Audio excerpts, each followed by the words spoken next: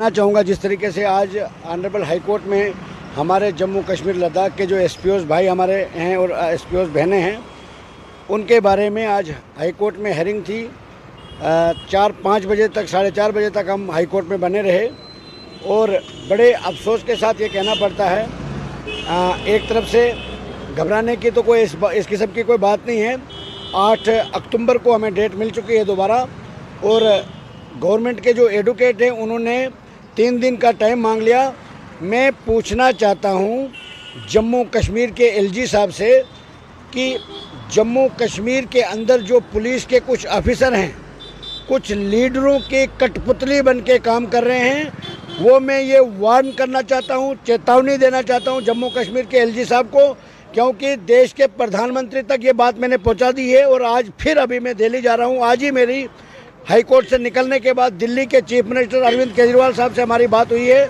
उन्होंने कहा कि तुरंत आप दिल्ली पहुंचिए और वो अपने थ्रू प्राइम मिनिस्टर साहब को एक लेटर कल की डेट में जारी कर रहे हैं, जिसमें जम्मू कश्मीर लद्दाख के एसपीओ का जो भविष्य है, जिसके साथ जम्मू कश्मीर के पुलिस के सरबराह और पुलिस के कुछ ऑफिसर बिल्कुल नाइंसाफ़ी कर रहे हैं। मैं आपको बताना चाहूँगा, एडवोकेट जनरल की तरफ से रिप्लाई, जो गवर्नमेंट की तरफ से नोटिस का रिप्लाई था, वो 1 हफ्ते से भेजा गया था एआईजी पर्सनल के पास पुलिस हेडक्वार्टर श्रीनगर में। 1 हफ्ते से वो रिप्लाई पड़ा हुआ है। अभी तक उनको इतना एहसास नहीं है जो कि 40,000 परिवार पर मुश्तमिल है, उनका भविष्य का सवाल है, और उनको इतनी लापरवाही से वो काम कर रहे हैं। इस चीज़ को हम बर्दाश्त नहीं करेंगे। और मैं कल दिल्ली में आज ही मैं दिल्ली में पहुंचने के बाद कल एक बहुत बड़ा फैसला लिया जाएगा दिल्ली के अंदर, क्योंकि अब मैं भी तंग आ चुका हूं इन अफसरशाही की जो यहां पर चल रहा है।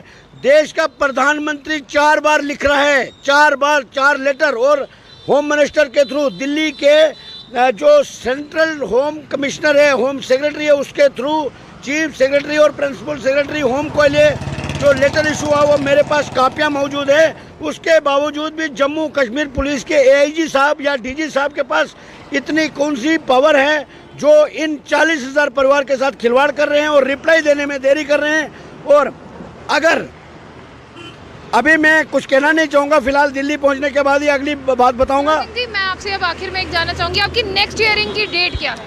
8 अक्टूबर को डेट तो हमें बहुत जल्दी मिल गई, क्योंकि वो भी जब हमारे तरफ से 40,000, 32-33,000 एसपीओ की तरफ से जो हमारे एडवोकेट साहिबान जो केस लड़ रहे हैं, उनके जब बहस हो रही थी, तो उसी के बीच में जो गवर्नमेंट के एडवोकेट है उन्होंने थोड़ा सा टाइम मांगा जज साहिबान से, और उसमें डेट तो हमें 8 अक्टूबर की मिल गई, बहुत जल्दी मिल गई है।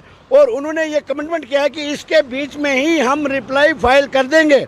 मगर मैं पूछना चाहता हूँ कि इतने देर से नोटिस इशू होने के बाद काफ़ी टाइम गुजर चुका, तो आज तक रिप्लाई फाइल क्यों नहीं किया जा रहा है? इसका मतलब है कि डीजीपी साहब या पुलिस के सरबराह या पुलिस के कुछ ऑफिसर इस मैटर को लाइटली ले रहे हैं, जबकि प्रधानमंत्री और होम मिनिस्टर ने भी इसमें इंटरफेयर किया है। और उन्होंने साथी अपने लेटर और उन्होंने ज़ाती संज्ञान लेने के बाद भी इन एसपीओ भाइयों और बहनों के साथ जो नाइंसाफ़ी की जा रही है, एक तरफ से वो शहादत तक दे रहे हैं और दूसरी तरफ से 200 रुपया उनको पर डे दिया जा रहा है, जिसके लिए हमें सुप्रीम कोर्ट जाना पड़ा, जिसके लिए हमें देश के प्रधानमंत्री के पास जाना पड़ा, जिसके लिए हमने सड़कों पर आना पड़ा, प्रोटेस्ट करने पड़े। मुझे लगता है कि जम्मू कश्मीर के पुलिस के चीफ यही चाहते हैं कि ये लोग सड़कों पर आएँ। मगर ये बात मैं कहना चाहता हूँ, जिस दिन हम पूरे 40,000 एसपीओ के परिवार को लेकर सड़कों पर आ जाएंगे, वो लाखों की तादाद में जब लोग सड़कों पर आएंगे, उस वक्त जम्मू कश्मीर के उन लीडरों के लिए भी मुश्किल पैदा हो जाएगी जो कुछ ऑफिसरों को अपनी कठपुतली बना के चलाना चाहते हैं, और उन ऑफिसरों को भी मुश्किल पैदा हो जाएगी जो हमारे 40,000 एसपीओ के भविष्य के साथ खिलवाड़ कर रहे हैं। यही कहना चाहूँगा।